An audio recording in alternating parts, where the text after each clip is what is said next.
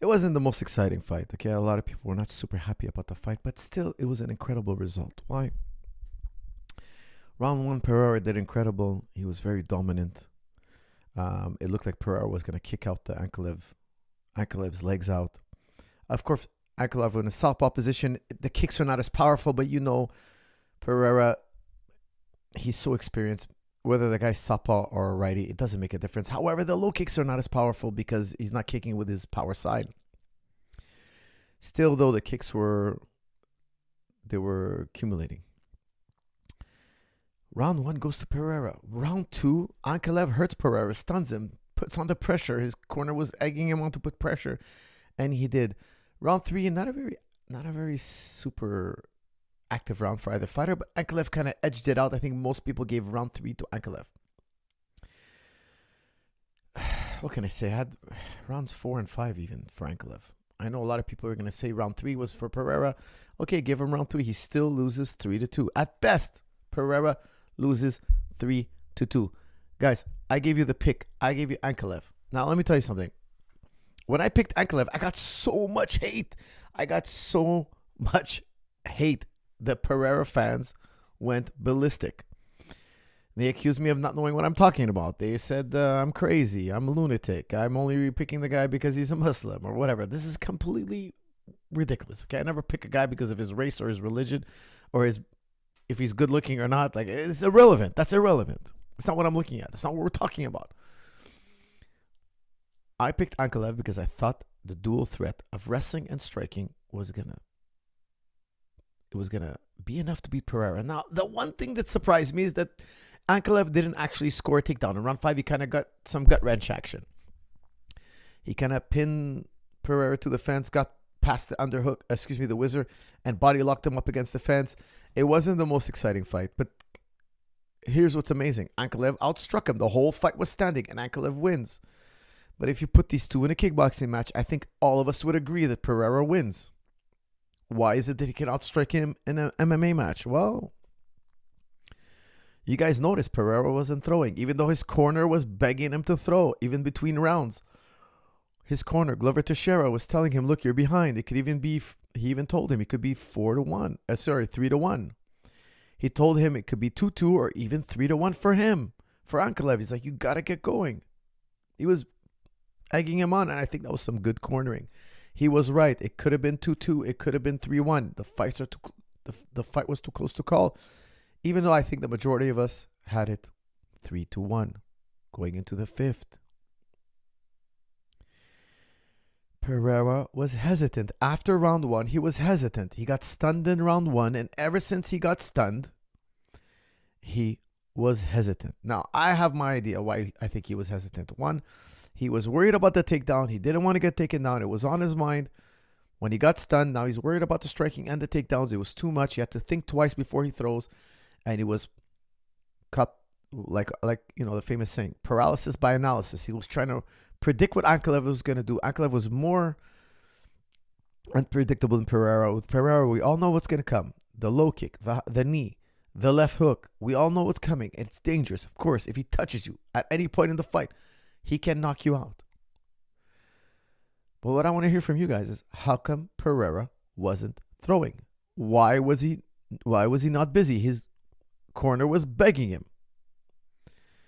The Perera corner was begging him, go and attack. Throw. Even if you get taken down, you're probably behind. It doesn't matter. Take the risk. He never took the risk. He was highly conservative. What did he have to lose by throwing? That's my question. If I was him, if I was in his corner, I couldn't have done a better job than Glover. Glover did a perfect job. He egged him on. He even told him, look, you might be behind, man. You might be behind 3 rounds. Like, start thinking about finishing this fight. We all know Perera is a great finisher. Do it. Try it. Attempt it. The fight wasn't great, okay, in terms of entertainment. Why? There was a lot of clinching. I think it had a lot to do with, and I love Perera, guys. I'm a huge Perera fan. I've came on this channel and picked him so many times, and I've sung his praises. Don't take it the wrong way. I know a lot of Perera fans were angry with me when I picked Ankalaev. A lot of people were very angry with me, sending me nasty messages, which kind of were funny. It's like, dude, yes, the guy's great. Yes, he's great, but he's fighting a guy who's also great. He's fighting a guy who's also really great. It's a tough fight. I gave it 51-49 for Ankalaev. It wasn't like I said, hey, he's going to beat him easily. It's 99-1. No. That's not what I said. It was a close fight. I wouldn't have been surprised if Perera knocked him out. I would have been like, look, he always has that shot. He can take anybody out from second one to the last second. He could take you out. But Perera didn't throw. Why? In my opinion, he was overwhelmed by the threat of wrestling. Now, what surprised me the most is there was no takedowns.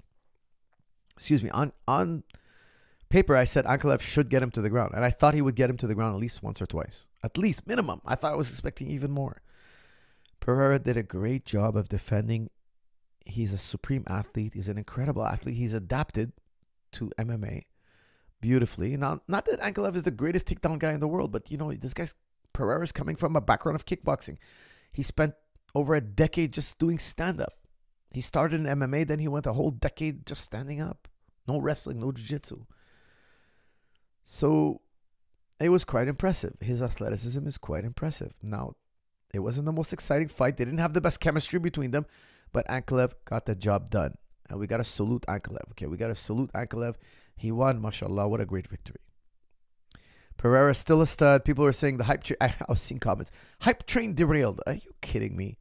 The guy's a 2-division champion in Glory, 2-division champion in UFC. And now you guys, because he had one bad fight, some people are like, oh yeah, the guy's not good. No. The guy's a supreme fighter. He will go on to be remembered as one of the greatest combat athletes of all time. And he's going to be a UFC Hall of Famer. There's no doubt. The guy's a superstar. It's just that there are so many superstars. There are so many killers that they kind of negate each other. They kind of make each other look average. But don't forget, this is the elite. Not even 1% of fighters get to this level. So they look human, yeah, because they're fighting other superstars. Okay? When I say look human, I mean they're all human, but I mean they look like a regular. Like if you didn't know Perera and you saw that performance and you didn't know Ankalaev, you'd be like, this guy's he's an okay kickboxer. He's nothing special. But then you compare him to all the guys he's beat. You're like, oh, wait, this guy's a cut above. Okay, so because they're two super well-developed martial artists, they make each other look like normal average fighters. Okay, but you got to look past that. Because you got to remember, you got to zoom out and look at the whole picture. How many guys have these guys, who have they fought? Who have they beat? What's their track record? You start realizing, wow, these guys are quite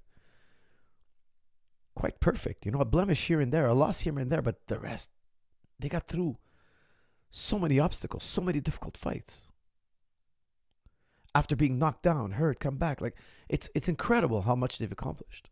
So they make each other look kind of like regular fighters, but they're not. If I put Perera with a guy who's ranked 7 or 8, you see a blowout. You see like, wow, this guy's on another level. Yeah, he's on another level. Okay, guys, that's my piece. I'm not gonna go through round by round everything like I sometimes do, because the fight wasn't that exciting. It wasn't that exciting. It was a one-sided edging. It was just like edge every round. He edged this round. He edged that round. It wasn't blow. No round was a blowout. The most distinctive round was round 1. Okay, guys. With that said, don't forget to use Get 55 off, the promo code. Okay, go to jujiclub.com and pick up anything. 55% off. Use the promo code Get 55 off. Don't forget to punch in the promo code. It's on the website. Once you go to Juji Club, it's there on top of the website in a big yellow banner just to remind you so you don't forget. Okay, friends. Now I want to answer I want you guys to answer me one question. How could Ankalaev outstrike Perera?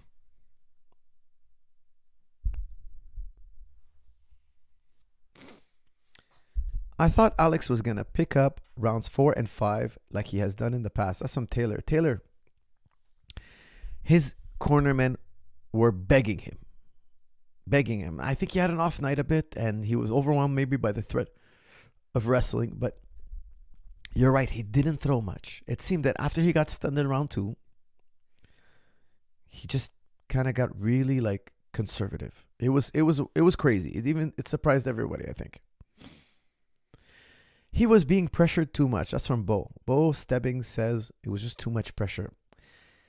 Perera's been pressured by the greats. He's fought Wilness. He's fought Wilness from Glory. Wilness is like a short Mike Tyson in Glory. Like he's a really hardcore pressure fighter, and it's a small ring. It's much smaller than the octagon. He has much less breathing room, and he knocked out Wilness in the rematch. So, I mean, he's used to pressure. Don't forget, the Glory ring is quite small. Like, they design it that way so there's action. There's no dancing around. He's used to pressure, guys. His rate of fire should be amazing. I think it was the threat of takedowns. It's truly a testament of your experience and insight. That's from Bierberg. Look, I wouldn't say, look, here's the thing, okay? I want to tell you guys something. I picked Ankalaev. I got so many people were so angry with me. They were offended. It was crazy because people were like, oh man, they were so upset. Can I just tell you guys something? I always do fights that are hard to pick. Like if UFC mismatches somebody, we can kind of tell, a lot of the coaches and fighters, we know, hey, this fight doesn't make sense. This guy's way better. This guy's way more experienced. And it's very rare those fights will be upset. Okay, now it does happen, but it's rare. Now, I'll tell you something. When I'm at the UFCs, I talk to all the coaches, fighters, we hang out, we relax, and I ask them, what do you think about this fight? I ask everybody their opinion, usually, okay? I'm usually like, sometimes we're cutting weight together, or sometimes we're in the training room together, the week of the fight, everybody shares a training room, red corner and blue corner. Blue corners have their own training room, red corner has their training room, we share training rooms, and we talk, and we hang out, and sometimes we bump into each other, and I always ask people, the guys in the highest level of fighting, what do you think about this or that fight? And I'll tell you something. It's always like a very close tie, like when 5 guys said they think this guy's going to win, 5 other guys think this guy's going to win. It's very split. The opinions are very split, and there's good reasons for it because both fighters are good, and these things are very hard to predict. Very hard. A fight like this is very difficult to predict. It's super hard. Anything can happen. There's so many variables. Even if they just change the game plan the night before, that can have a serious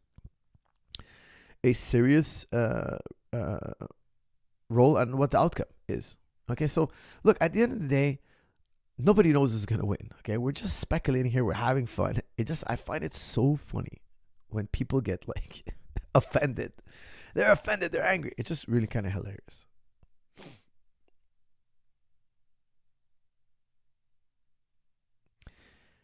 Ank should change his catchphrase from Big Ank time to put him against Ank. That's from Bierberg. Yeah, that could catch on.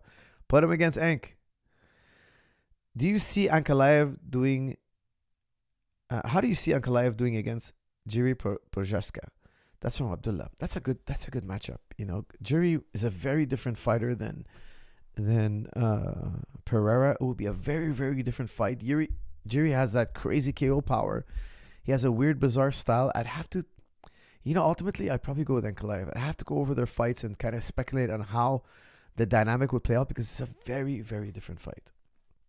But Jiri, again, he's just so unique. If you don't understand his style, he can really surprise you. So I'd have to go back and see if Ankalaev ever fought anybody like Jiri. If I think that, he'll figure out Jiri, because Jiri's a puzzle. Jiri's seen guys like Ankalaev, maybe not that at that level, but the style, he's seen it. It's a very common style. It's a very orthodox style.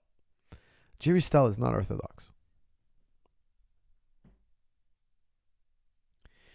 DDP Ankalaev prediction. That's from Jonathan. I would have to say Ankalaev. He's bigger. So I would go with Ankalaev on that one. Where do you think Ankalaev should be pound for pound now? That's from Abdullah. Wow, that's a good question because he just beat Perera. So that's huge, man. That's really huge. It was a unanimous decision. So if I remember correctly, it was unanimous. So he should be in the top between 5 and 7. I'd say at least 5 and 7.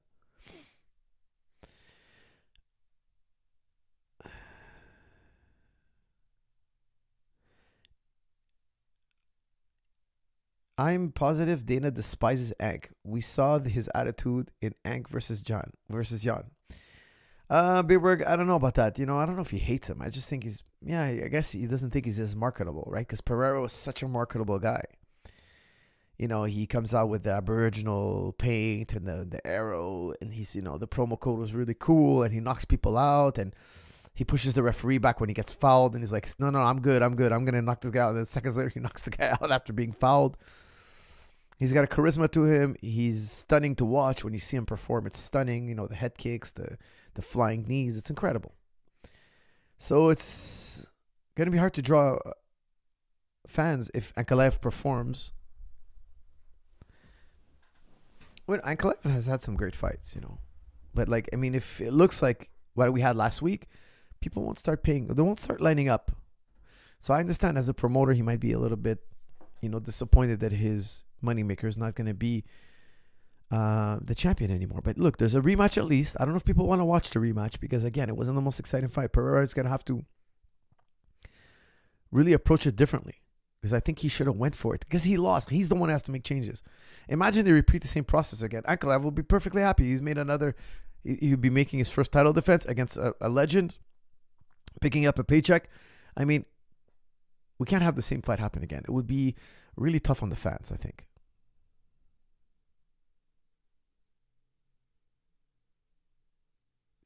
Okay, guys, let's do just the fight now. We're just talking about the fight.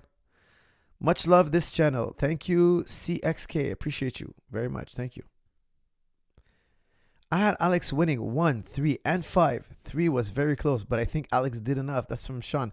Sean, I don't agree with that, man. I don't think he won 5 either. But I have to go back and rewatch it. No, look, in round 3, I remember Poatan just landing 1 strike, like 1 good strike. Everything else was like ricochet, didn't connect. He was backpedaling. I was asking myself, why is he doing so little? Like, why is he doing so little? He won 1, he lost 1. Don't give this one up. This is a crucial round. Of course, they're all crucial, but this one is round 3. Like, if you win round 3, you're kind of out of the home stretch. You only need 1 more. You don't want to go behind. And he didn't do much. Ankalaev was pushing him. He landed a little bit more strikes, especially at the early part of the round, and he was backing Perera up. Don't forget, if a fighter's backing up and nothing's happening, that fighter's losing. If you're backing up and you're scoring and you're scoring and you're scoring, you're winning. It's okay to back up. But if you're backing up and nothing's happening and there's not a lot of action, well, guess what? By backing up, you're telling us that you don't want action. You're being passive. Okay, there should be more passivity rules. Like, you can't just backpedal like that. In Thailand, if you backpedal like that, they'll throw you out of there. They'll warn you once, warn you twice, then they'll disqualify you. And then the worst part is when you go to your camp, the place you trained for your fight, they'll beat the hell out of you. Your trainers will beat the hell out of you.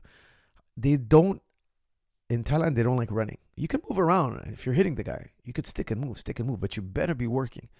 If you're running and not exchanging, it's very offensive. Like, first of all, you'll never hear the last bell because they're going to throw you out of the don't forget, there's a lot of gambling going on. So people will be very furious with you. The promoter might not let you fight again. Like, it's that serious in Thailand. Like, they want you to get in there, especially in Lumpini Stadium. Lumpini Stadium is like, you guys got to fight. Like, you got to go at it. It's a very different stadium. They expect you to go, not toe-to-toe, but they want you to be aggressive. Okay, now, Raja Damnan, it's a little more technical. So they allow more technical fights, because both stadiums attract their clientele, their style of, their gamblers. And don't forget, in Thailand, it's a lot about gambling. Okay? People go to the fights for gambling. I think Perera, when he looks at that tape, he's going to be wondering, what did I do? Why did I make those decisions? I think he could have done a lot better. He's the greatest. In my opinion, I've called him so many times. I think he's the best kickboxer alive today. He's the best striker alive today. He could have done more.